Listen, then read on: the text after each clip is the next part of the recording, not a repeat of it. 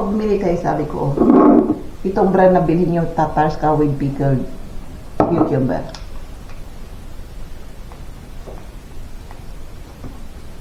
Mapapawaw ka sa sarap pala.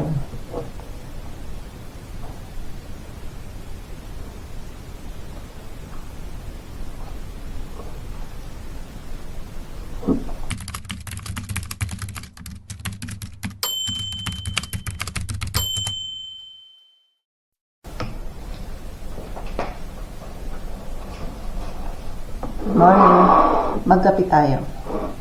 Hindi ko lalakasan yung boses ko kasi may tulog pa. Ayan. Nagpre-prepare ako ng bagong gising ako. Kasi kagabi, madaling araw na ako natulog. Kumain kasi ako ng mag-aalas 12 ng hating gabi. Ayaw ko lang matulog agad. Alas 3 or alas 4 na ako natulog. Kaya, ayan, bagong gising ako. Mag-alas 11 nga lang ng tanghali ngayon. Ayan, nakapag-boil na ako ng tubig.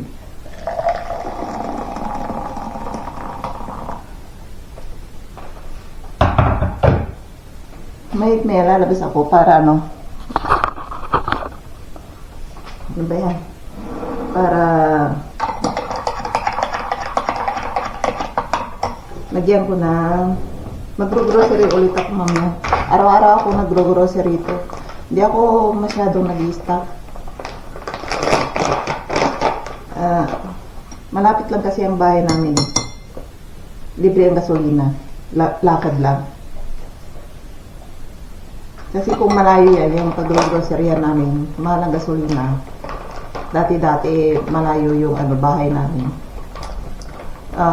Nagbabas pa ako. At ano pa yun? Pinagdadrive pa ako ng asawa ko. Kaya butuhan kami mamili. Na hindi na. Kapit-bahay lang eh.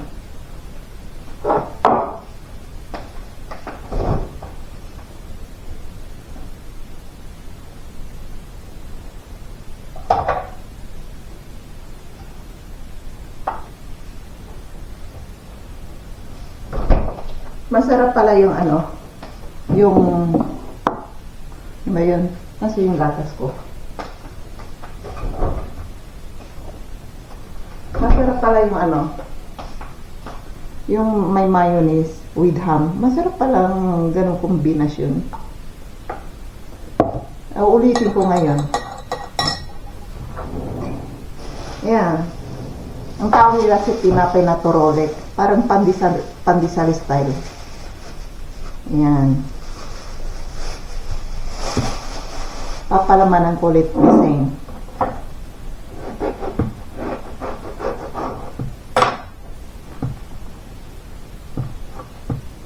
Papalamanan ko. Ayan. Nasaan na yung tinapay ko. Ayan. Ayan, ubos na rin, no? Plus, hindi ako nag-i-stock ng marami yan. Tapos, mura lang to kasi piso-piso lang. 2 piso, 3 piso. 5-5 lang. Sa pera nila. Ano ba yung piso? Piso ako ng piso. Ayan. Mayonnaise with pickled cucumber lang to. Yan lang yan. Napakasarap pala. Ganitong style. Yan, tapos lagyan ng ham. Okay na. Ayan, ganyan lang yan. Lagyan ng ham. Ayan. Ayan, ganyan ang ham nila. Ini-slice na. Napakasarap.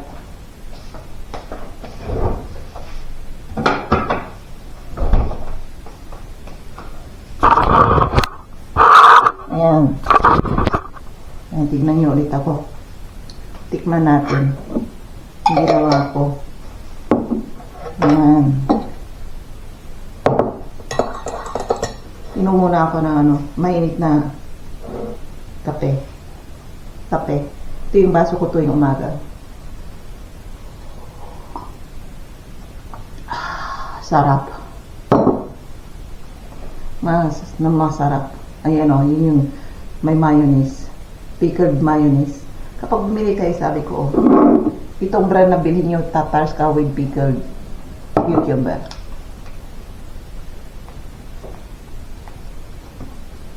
Mapapawaw ka sa sarap pala.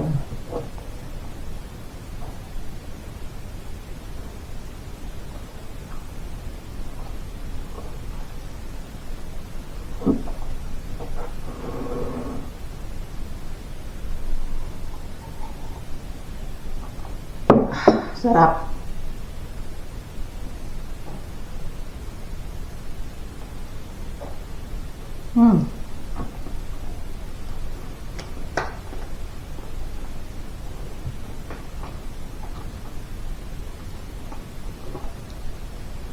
Kain muna ako. Magkwentuhan ulit tayo minute.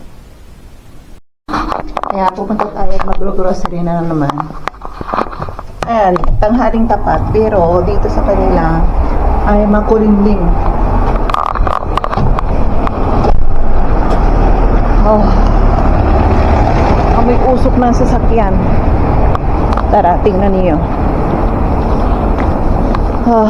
Ang lamig, makulimlim. Umulan kagabi. Ayan o, wala nawas out yung mga snow sa bubungan. Hindi naman lahat. Ayan, tara. Tingnan natin yung bilihan ng mga baboy, yung mga buto-buto kung meron. At bili tayo. Kung minsan ano yun, nag-on sila eh. 1 kilo size lang eh. Kasi dito sa kanila, halos ayaw nilang kumain ng ano yung mga buto-buto. Kung anong pinakamasarap, yun ang inaayawan. Ay, nako.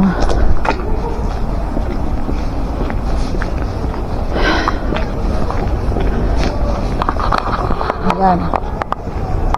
Tinapan ko ang bumbunan ko na naman. Kasi, napakalamig na, iinig ako sa lamig. Ayan ang train. Tram pala. Tingnan yung kawa yung puno. Wala nang dahon. Ganito to kapag taglamig, tag-snow. Ayan, lahat ng mga dahon namatay. Ayan, tingnan nyo lahat yung nasa parke. Kahit na dito sa gilid yung mga puno rin. Wala nang dahon. Ayan, sa parke rin wala nang dahon.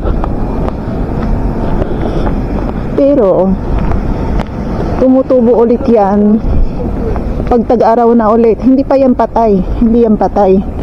Yung dahon lang ang patay. Pero yung puno buhay pa. Ayan. Tara, doon tayo. Lamig. Tingnan niyo itong snow. Tagal na to, hindi pa natutunaw eh. Ayan, tinatambak lang nila. Ayan, parang may nagsaboy na naman ng asin dito. Buo-buo pa yung iba. Kasi yung gobyerno, ayan, maagang maaga, nagsasaboy sila ng asin yung bilog-bilog. Asin yan, hindi yan snow. Kasi kapag hindi nila sinabuyan, madulas. Ayan ang sa gilid. Ang dami asin.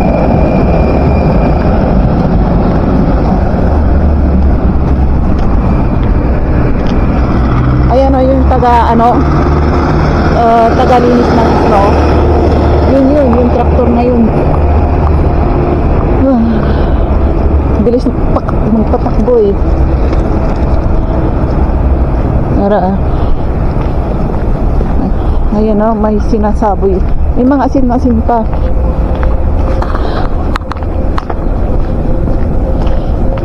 Yan ang patakaran dito. Kailangan sabuyin ng asin.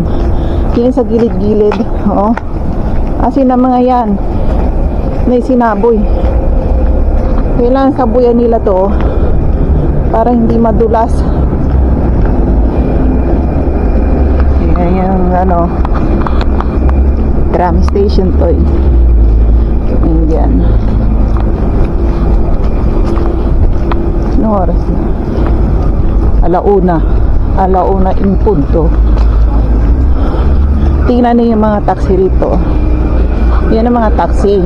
Pwede magparada dito. Iba-ibang kulay. Yung iba Mercedes. Ayan, tingnan niyo rito. Mercedes ha, taxi lang dito. Ayan yung police car.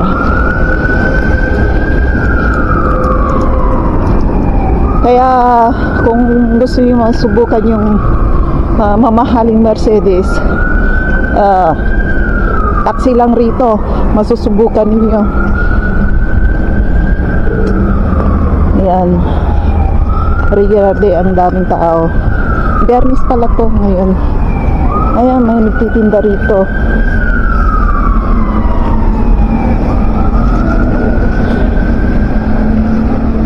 Ayan. Ito lang allowed. May permit sila. Ayan, mga bawang lang. Ayan, dito tayo. Yung kabilang mall, maraming tao doon.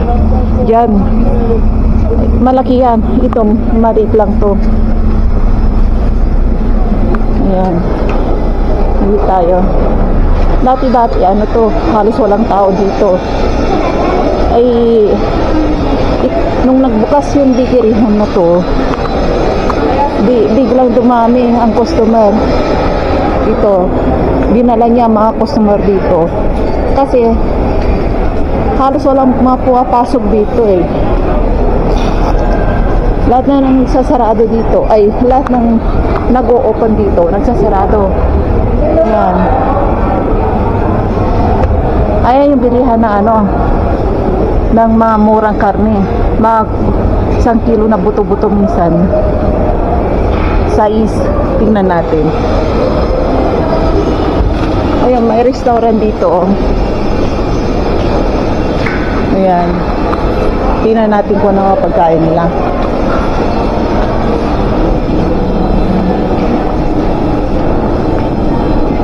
Ayan. Oh, may torta oh. Ano itong torta? Parang tortang manok. Torta style. Ayan ang problema dito. Kapag order ka, gusto mong kumain ng mga ganyan, hindi mo mabasa. Ayan. Kasi check lahat, walang English. Hindi ko alam kung anong orderin dyan. Puro check. Kaya kung ang minsan ginagawa ko, pinipicturean ko muna katapos itra-translate ko sa Google Translator. Ayun, maka-order ako. Kahit man lang picture, wala eh. Puro ayan oh. Puro salitang check. Hindi man lang nilagyan ng ano, ng picture para malaman mo kung ano yan, kung English speaking ka. Hindi mo talaga alam eh kung ano yan, kung ano mga yan. Ayan, dito tayo. Ayan, may bigirihan ng pizza rito. Pwede kang umorder ka agad. Tingnan natin dito yung yung baboy.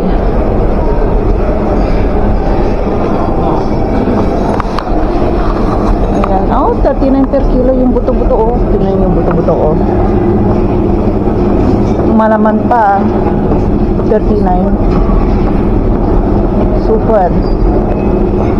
Yung ulo ng baboy 25 per kilo. Ayun yung dulo oh. Ayan. Mura ngayon. Yung buto-buto ano, may maraming laman. Doon sa shopping mall na isa, mahal ang buto-buto doon. 1 kilo yata is aabot ng 100. Kaya kung ano, yung nubag ang pangalan ng ano ng bilihan ng baboy. Ayan, daming customer. Dinala ng bikirihan na to yung ano yung lahat ng customer dito. Ayan oh. Ito. popular na pizzeria dito sa Czech. Ayan, ang dami.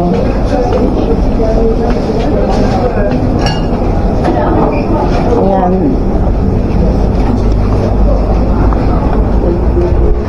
Ayan, doon tayo. Sauce.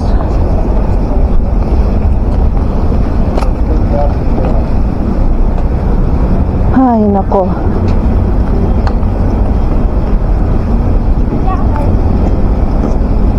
Ayan, ayan, ayan. Takbo, takbo. Ayan, ayan. May oras ang ano rito, train. Kahit na may pumara ka, hindi ka nila hihintuan. Time is time dito.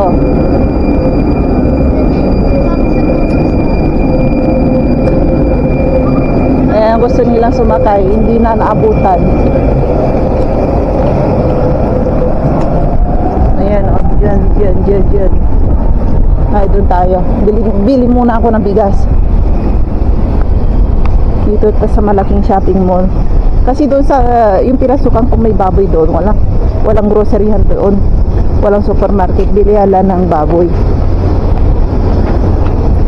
Dito tayo.